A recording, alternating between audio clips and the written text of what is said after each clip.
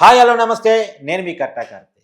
కాకినాడ సీపోర్ట్‌ని బలవంతంగా కేవీ రావు నుంచి ఏదైతే జగన్మోహన్ రెడ్డి బంధువులు లాక్కున్నారో, కరెక్ట్‌గా చెప్పాలంటే జగన్మోహన్ రెడ్డి గారి బాబాయ్ వైవి సుబ్బారెడ్డి గారి కుమారుడు విక్రాంత్ రెడ్డి ఎలా అయితే రాపిచ్చుకున్నారో దాని మీద ఈడీ ఎంటర్ కాబోతున్నట్టు తెలుస్తా ఉంది. ఇప్పటివరకు సిఐడి కేసు నమోదు చేసింది. కేవీ రావు ఇచ్చినటువంటి కంప్లెయింట్ మేరకు. ఇప్పుడు అక్కడ జరిగిన లావాదేవీల మీద 2,500 కోట్ల వాటాలని కేవలం 425 కోట్లకే రాపించుకోవటం.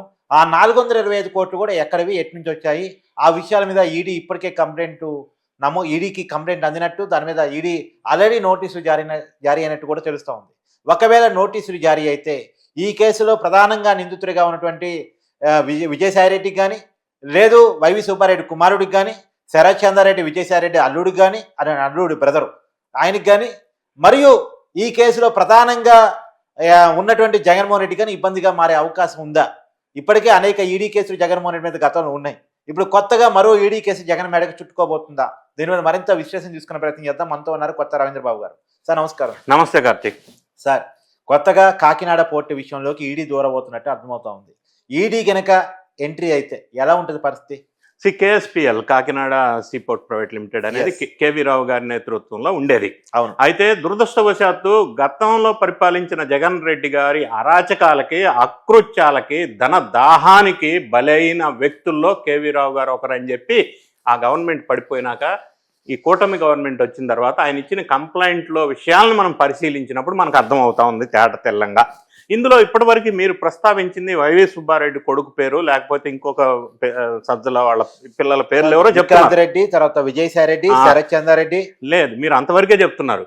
వీళ్ళంతా కూడా పాత్రదారులు. అవును, పాత్రదారులు మాత్రమే. ఇప్పటివరకు ఐడెంటిఫై చేసింది పాత్రదారులని. కానీ వాళ్ళని గనక ఇంట్రాగేషన్ మొదలు పెడితే వాళ్ళ స్థైల్లో అసలు సూత్రధారి ఎవడైతే అసలు డైరెక్షన్ ఇచ్చాడో ఆయన పేరు బయటకు వస్తే అసలు దీనికి విషయానికి టోటల్గా క్లోజ్ అవుతుంది. ఆ కంప్లైంట్ లో కూడా ఉంది సూత్రధారి పేరు. ఎస్, కంప్లైంట్ లో ఉంది. ఇంకోటి కంప్లైంట్ లో క్రిస్టల్ క్లియర్ గా ఏముంది, కేవీ రావు గారిని రమ్మన్నారు, వాళ్ళ ఇంటికి వెళ్ళి కలవమన్నారు, వైవి సుబ్బారెడ్డి గారి కొడుకుని కలవమన్నారు.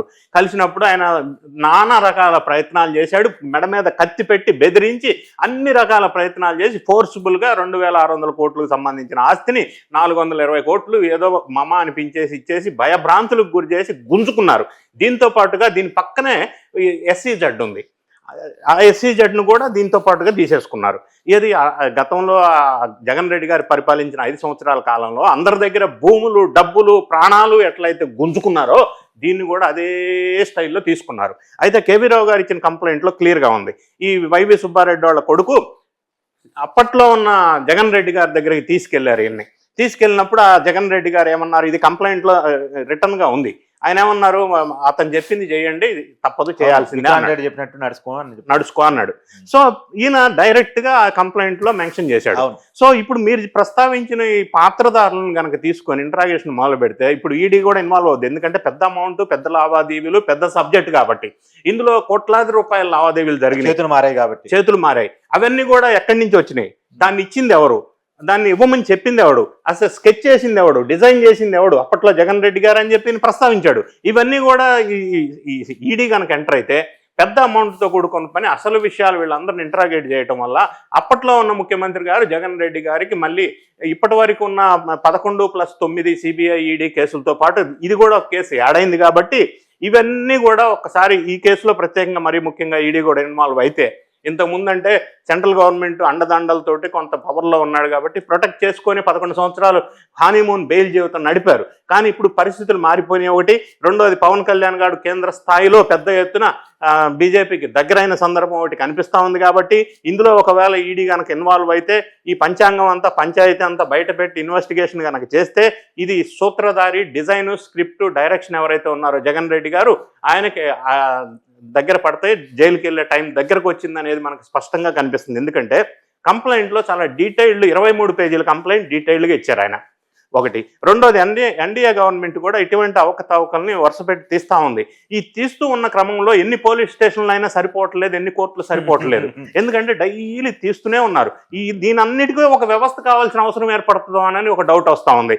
సో ఇప్పటిదాకా లోకేష్ను విమర్శించిన వాళ్ళు, రెడ్ బుక్ని విమర్శించిన వాళ్ళు, రెడ్ బుక్ 4వ అధ్యాయం మొదలైందని ఇప్పుడిప్పుడే ఎటోళ్ళటు పరారవుతున్నారు. అందులో భాగంగానే ఇప్పుడు జరుగుతున్న అలజడి, కొంతకాలం తర్వాత ఈ 11 మంది మిగులుతారో లేదో ఆ వీళ్ళు ఎటోళ్ళు అటు బయట పారిపోయారు. సోషల్ మీడియాలో జోక్ సార్ అది. ఈ లోకేష్ పేరు వింటే జగన్ నిద్ర కూడా పట్టట్లేదంట. అదే మరి అదే లోకేష్ ని అదే జగను గతంలో గవర్నమెంట్ అధికారంలోకి ఎన్డీఏ రాకముందు ఏ విధంగా విమర్శించాడు, ఆ విధంగా విమర్శించటం వలన ఈ లోకేష్ కి శక్తి వచ్చింది. దీనికి కారణం మాత్రం జగన్ రెడ్డే. అవునా? Yes, the success of Lokesh కారణం ఏంటంటే జగన్ రెడ్డి గారు. Failure of Jagan. ఎస్, ఆయన విమర్శించి ఈయన్ని బంతి గట్టిగా ఇసరటం వల్ల పైకి వచ్చింది. ఈయన day and night red book గురించి కలవరిస్తా ఉన్నాడు. సో అందులో కూడా నడుస్తా ఉంది, రెడ్ బుక్ ఇంప్లిమెంట్ అవుతా ఉంది. 4th చాప్టర్ ఏదో వచ్చింది, అది వేరే విషయం. సో ఈ కేసుకు సంబంధించి KSPL కాకినాడ జోక్ చూశాను సార్. నిద్రపోతున్న జగన్ ని నారా లోకేష్ అనగానే తక్కువ లేచి నేను రెడ్ బుక్ ఓపెన్ అయిందా, నా పేరు వచ్చిందా, అరెస్ట్ చేస్తున్నారా, పోలీసులు వచ్చారా అడుగుతున్నాడంట. సో ఈ రోజు ఇంత భయపడటానికి కారణం గతంలో ఆయన విమర్శించి ఉండటం వల్ల ఈయన ఆ శక్తిని పెంచుకున్నాడు. ఆ శక్తి ఒట్టిగా రాలా, ఆయన విమర్శలను తట్టుకొని ఈ శక్తిని పెంచుకోగలిగాడు. అదొక సక్సెస్ ఫార్ములా ఈ లోకేష్ గారిది. సో ఈ కాకినాడ పోర్టు విషయానికి వచ్చినట్టయితే ఈడీ కనుక ఇన్వాల్వ్ అయినట్టయితే ఈ 1000 కోట్ల వ్యాపార దందాని, ఈ SEZని కూడా దీని పక్కన ఉన్న దాన్ని లాక్కోవడం, ఇవన్నీ పరిశీలించినట్టయితే ఖచ్చితంగా జగన్ రెడ్డి గారికి ఇంకొక ఈడీ కేసు యాడ్ అయ్యే అవకాశం ఉంది. కాబట్టి ఆయనకి తొందరలోనే ఇవన్నీ కూడా బయటకు వచ్చినప్పుడు ఆయన జైలు జీవితం మళ్ళీ మొదలు అవబోతుందో అని అనిపిస్తా ఉంది. సార్ ఇప్పటికే అనేక ఈడీ కేసులు జగన్మోహన్ రెడ్డి మీద ఉన్నాయి, అవే ఏం చేయలేకపోయినాయి. ఈ కొత్త కేసు జగన్మోహన్ రెడ్డిని అరెస్ట్ చేసి జైల్లో పెట్టగలదా?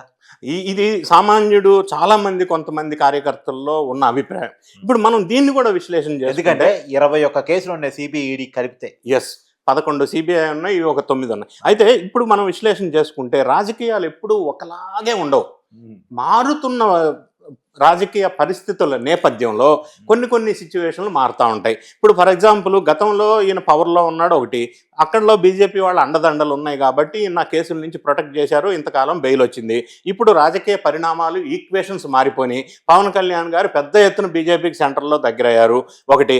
రెండోది, ఇప్పుడు వినిపిస్తా ఉన్న మాట ఏంటంటే నాగబాబు గారు స్టేట్లో కనుక మంత్రి తీసుకుంటే స్టేట్ మొత్తాన్ని నాగబాబు మన నాదెళ్ల మనోహర్ గారికి హ్యాండ్ ఓవర్ చెప్పేసి ఆయన సెంట్రల్కి మినిస్టర్కి వెళ్ళాలని, దానికి బీజేపీ సెంట్రల్ గవర్నమెంట్ ఆతృతగా ఎదురు చూస్తుంది, దీన్ని తీసుకొని లబ్ధి పొందాలని రాబోయే ఎలక్షన్లో. ఇంకోటి అంటే పవన్ కళ్యాణ్ సెంటర్ లెవెల్లో రాజకీయాల్లోకి వెళ్ళటం, బీజేపీ దగ్గరికి వెళ్ళటం ఒకటి. రెండోది, బీజేపీ ఇప్పుడు టీడీపీ ఎంపీల మీద ఆధారపడి ఉండటం కూడా రెండో అంశం. టీడీపీ ఎంపీల మీద ఉంది, అక్కడ కూటమిలో ఇక్కడ భాగస్వామి, ఇక్కడ కూటమిలో వాళ్ళు భాగస్వామి. సో ఈ పవన్ కళ్యాణ్ ద్వారా ఎప్పుడైతే సెంట్రల్కి అట్రాక్ట్ అవుతాడో, పెద్ద స్థాయిలో బీజేపీకి అనుబంధం ఎక్కువైతే బలంగా బలపడుతుందో, ఆ సందర్భంలో ఇప్పుడు మీరు అన్నట్టు ఇన్ని సంవత్సరాలు ఉన్నాడు కదా ఇక కూడా ఉంటాడు అనే దానికి అవకాశం లేదు. రెండోది, ఆ కేసులతో పాటు ఇది కూడా యాడ్ అవటం వల్ల ఇవన్నీ రాజకీయ పరిణామాలు, ఈక్వేషన్స్ మనం ఒక్కసారి గమనించినట్టయితే ఇంకా హనీమూన్ బెయిల్ కొనసాగుతుంది అనే అవకాశం ఎంత మాత్రం లేదు. ఆ పరిణామాలన్నీ చేంజ్ అయిపోయినాయి కాబట్టి రాజకీయ పరిణామాలు. కాబట్టి త్వరలోనే ఇవన్నీ కూడా 1 by 1 మనం చూస్తూ ఉంటే సిచ్యువేషన్స్, అందరూ జైలుకి వెళ్ళటం, లేదా బెయిల్కి వెళ్ళటం, లేదా క్వాష్ పిటిషన్ వేయటం, లేదా పరారీలో ఉండటం, ఇవన్నీ సెకండ్ లెవెల్ క్యాడర్లో జరుగుతుంది, థర్డ్ లెవెల్ క్యాడర్లో జరుగుతుంది. సో ఈ పరిస్థితే జగన్ రెడ్డి గారికి అనేక మంది పరారీ సార్. బలబిన్ వంశీ, కొడా నాని, పేరి నాని, ద్వారంబుడి అందరూ కనబడటం లేదు, అందరూ పరారీ. అదే అంటున్నా నేను, పరారీలో ఉండటమా, లేదా క్వాష్ పిటిషన్ వేయటమా, లేదా దొరకకుండా పోవటమా, విదేశాలకు వెళ్ళిపోవటమో రకరకాలు. అది పేరుని నాని కానీ ఇంకోరు కానీ. సో ఈ పరిస్థితులన్నీ చూసినప్పుడు రాజకీయాలు ఎప్పుడు ఒకలాగా ఉండవు కదా. గతంలో ఇదే జగన్ రెడ్డి గారు అరాచకత్వ పాలనలో లోకేష్ గారి మీద 23 కేసులు పెట్టారు. వీళ్ళు అట్లా లాని బైపాస్ చేసి ఎవరిని కేసులు నిర్బంధాలు చేయట్లా, ఒక ప్రొసీజర్ ప్రకారం చట్ట పరిధుల్లో వెళ్తున్నారు. కాకపోతే కొంత టైం పట్టొచ్చు. జగన్ రెడ్డి గారి టోకెన్ నంబర్ వచ్చింది ఆల్రెడీ కాకినాడ పోర్టు ద్వారా. ఇంకా రకరకాల విషయాలు ఇంకా వస్తూ ఉన్నాయి, రోజుకోటి వస్తూ ఉంది. మనం మాట్లాడుకుంటే టైం ఎక్కువ పడుతుంది కాబట్టి ఏ కేసులు అంటే డైలీ వస్తూనే ఉన్నాయి కేసులు. వీటన్నిటి వల్ల ఆయన జైలు జీవితం దగ్గరలో ఉందనేది అభిప్రాయం చాలా క్లియర్గా తెలుస్తూ ఉంది మనకి. థ్యాంక్స్. Thank you.